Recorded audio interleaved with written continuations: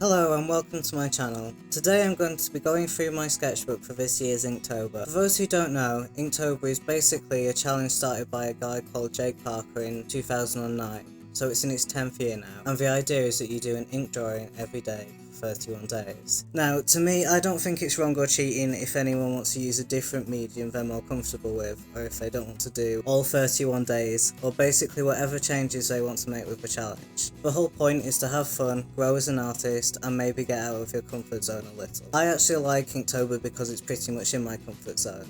I really like ink illustration and it's the main thing I do. That said, it's still a pretty big challenge to draw every single day, and I had the additional challenge this year of filming all of my drawings, which is the first time I've ever done that. By the way, if you're interested in watching any of those videos, there's a whole playlist of them which I'll link some. When this video comes out, they won't all be up, they'll be getting uploaded over the next few weeks. This is the 4th year I've done Inktober, and I've done different variations of the challenge over the years, but this year I just used the official Inktober prompt list, which has been pretty fun to see the different takes other artists have had with the same prompts.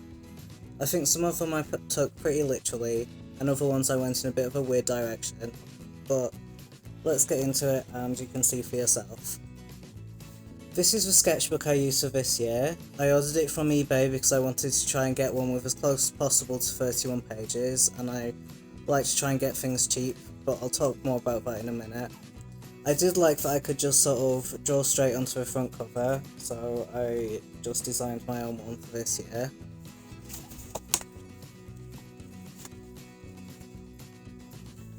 Because this sketchbook has 32 pages, I decided to just use up this extra one and getting used to the book and the paper and everything by doing a Meet the Artist, which is a meme that started on DeviantArt, where artists sort of just do a visual bio of themselves and their likes and dislikes. This was the point where I started sort of regretting that I'd gone down quite a cheap route with the sketchbook, because you might be able to tell that it doesn't take the ink very well. There's a lot of feathering where the ink's bled into the paper. So yeah, at this point I was sort of wondering whether I should just buy a whole new sketchbook. I ended up treating most of the pages with a spray fixative, which you might be able to see at points didn't work perfectly, but it kind of fixed the problem mostly. The real lesson I learned was to be careful when buying sketchbooks, especially online. Okay, so day one was Ring, and I wanted to do something Lord of the Rings themed, and ended up doing an illustration of Gollum because he's one of the more interesting designers. I'm quite happy with how it came out. I think it looks pretty cute. For day two, the prompt was mindless, and I hadn't intended to do 2 Lord of the Rings ones, but it was the first idea I had. It's from the scene, if you've seen the films, where Bilbo's not wanting to give up the ring and gets possessed and his face changes, and it's really quite scary. I remember watching it as a kid and found it terrifying.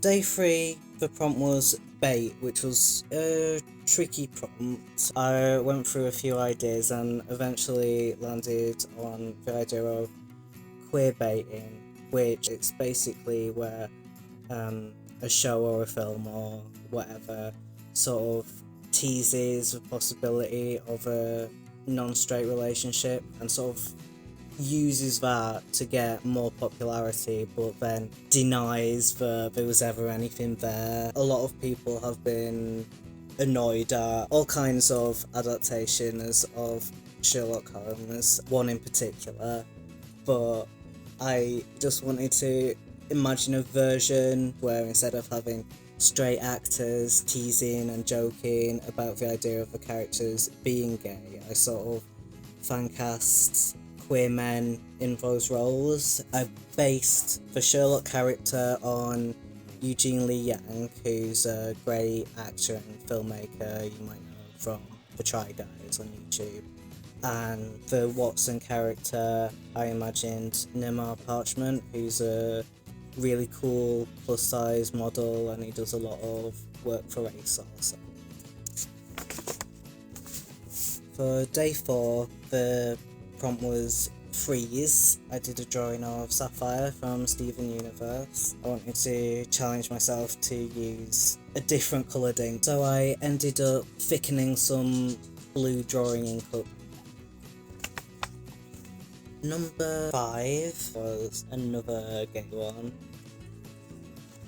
Day 6, the prompt was husky. I drew a little husky puppy, kind of based on an imaginary friend, pet kind of thing I had as a kid, that was a husky puppy called Frosty, because I always really wanted a dog and wasn't allowed one, so just kind of made one up, I guess.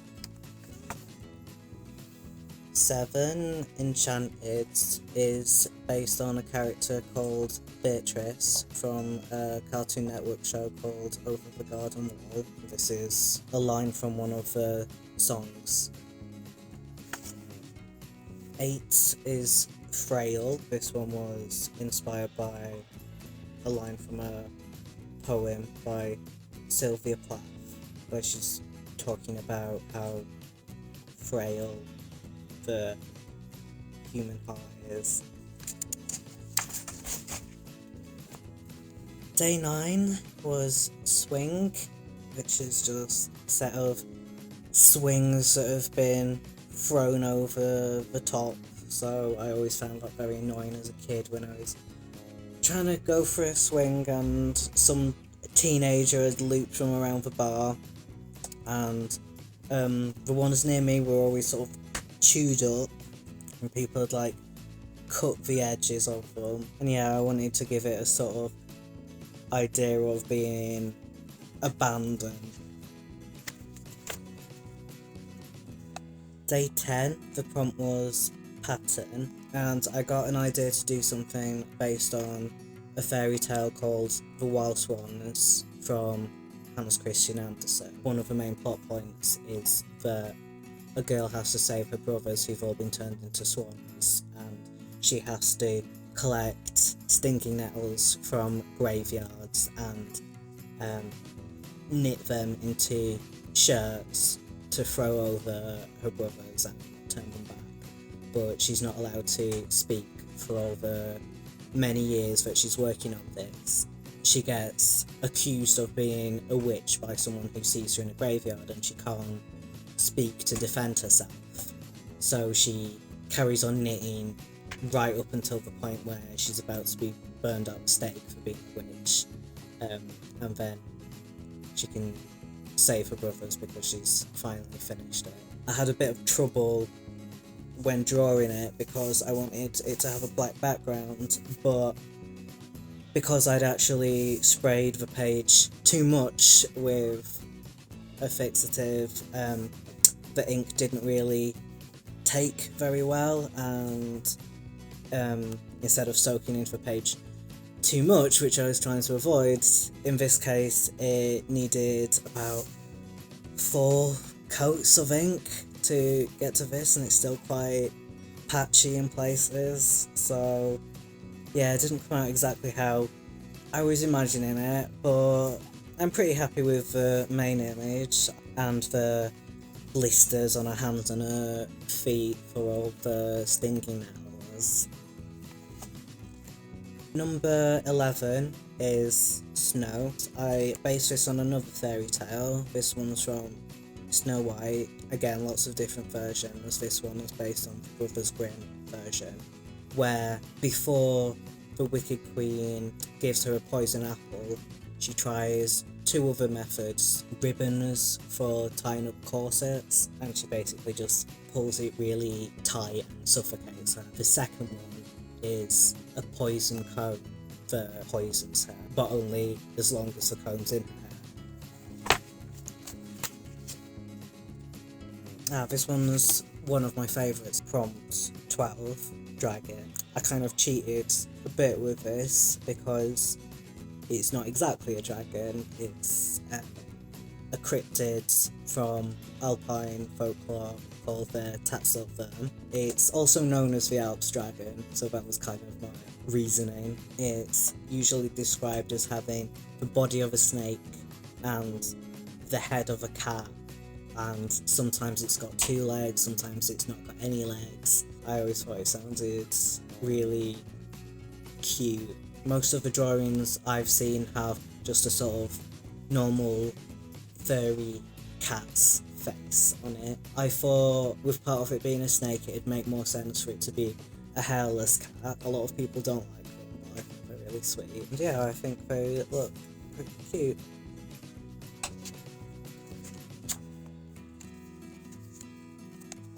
'13 was ash, and I did an ash tree with a sort of sleeping woodland spirit kind of creature. I sort of wanted to give it a bit of a modern update. You know, they're usually depicted as beautiful human women almost, who just happen to live inside a tree. I wanted it to sort of look a bit more like it's made of the tree itself. 14 was overgrown, and this is another piece of over the garden wall art. This one's a bit more literal, from a scene where he's shown with all of these branches growing around him. 15 was Legend. I based this off a scene from Legend of Zelda Breath of the Wild. Pretty near the start of the game. I designed it as a companion piece for the next day, which is day 16, and the prompt was Wild. And again, this is from Breath of the Wild. I sort of like the idea that because yesterday Legend was the first word in the title and Wild is the last word, that they should be scenes from the beginning and the end. Personally, I prefer the second one a lot more, but it did also take a lot longer, so I suppose that's fair. I also prefer doing this kind of detailed, just line illustration to doing ink painting, as I did try and give myself some challenges and do things I wasn't quite as used to, even if I maybe didn't like the results so much.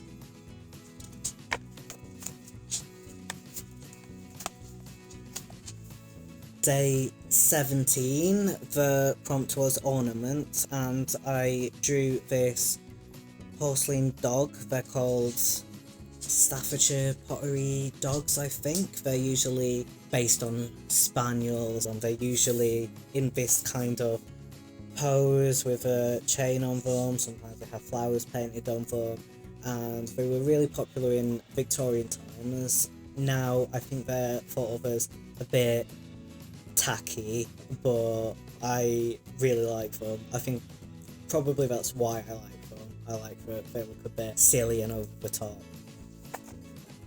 18 is Misfit. I thought of a TV show I used to watch called Misfits, which was dark comedy, kind of fantasy about superheroes, but they were all young offenders who were doing community service, and they were hit with this storm that gave them superpowers. This character was one I used to really like, called Rudy, who, when he got overly...